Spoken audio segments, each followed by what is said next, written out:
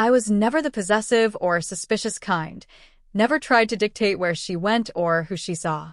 But when my wife, Sarah, told me she planned to attend a party thrown by her old college friend Jessica, a tight, uneasy feeling twisted in my gut. This wasn't just any get-together. Jessica's parties were legendary, chaotic affairs full of people from Sarah's wilder years, long before we got married. I knew what kind of atmosphere those nights invited. Booze in abundance, boundaries blurred, loyalty often forgotten in the haze of flashing lights and loud bass. I'd seen it all firsthand. So I kept my tone even as I told her, I don't feel right about you going to this one by yourself. I know how those parties play out. She let out an irritated sigh. Oh, come on, Mark. It's just drinks with old friends. You're blowing this way out of proportion. That word, overreacting, hit me harder than she knew. Not because I questioned her faithfulness, but because I'd been proven right before. 3 years ago, she'd gone to a wedding after-party without me. I had the flu, so I stayed home. When she returned the next morning, something was different. She avoided my gaze. Her voice lacked its usual warmth. She never admitted to anything, but her energy had changed in a way I couldn't ignore.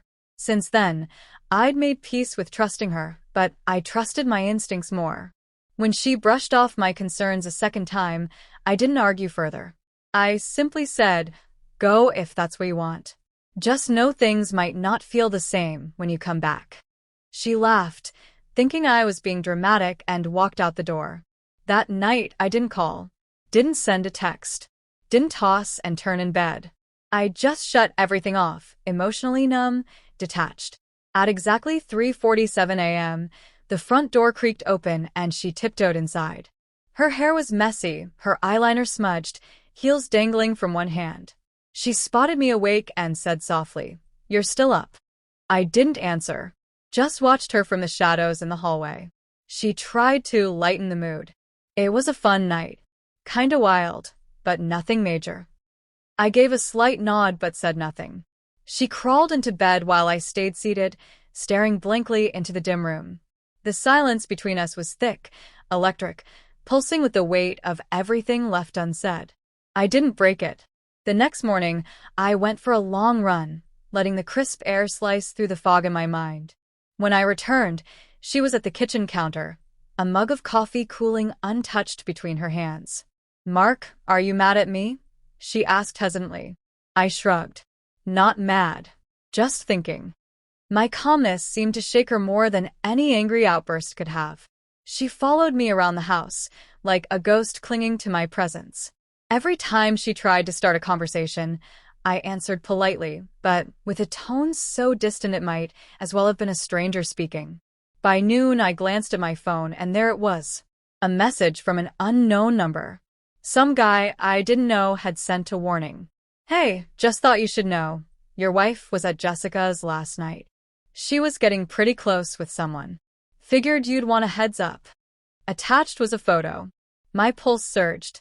There she was, sitting by the outdoor fire pit. Her legs stretched over another man's lap, her smile bright and carefree. His hand rested casually on her knee. It wasn't definitive proof of cheating, but it was enough to fracture something deep within me. I walked back into the kitchen and held out my phone. Her face went pale, her mouth opening but no words coming out. Then, finally, a panic stammer. "It's not what it looks like. I was drunk and he—" I raised my hand to stop her. "I don't need an explanation. I warned you. You made your choice." Tears welled in her eyes. "Mark, please. I didn't mean to." I cut her off. "I'm not walking out. But I don't see you the same way anymore." That silence, thick and heavy, was more devastating than shouting or slamming doors. I didn't leave, but I let her sit in the mess she'd made. Let her feel the absence of trust, the distance growing between us like a chasm. For the next week, she did everything she could to fix it. Cooked elaborate dinners, constantly checked in, left little tokens of remorse in her wake. But she never actually said she was sorry. I stayed around, physically present but emotionally walled off.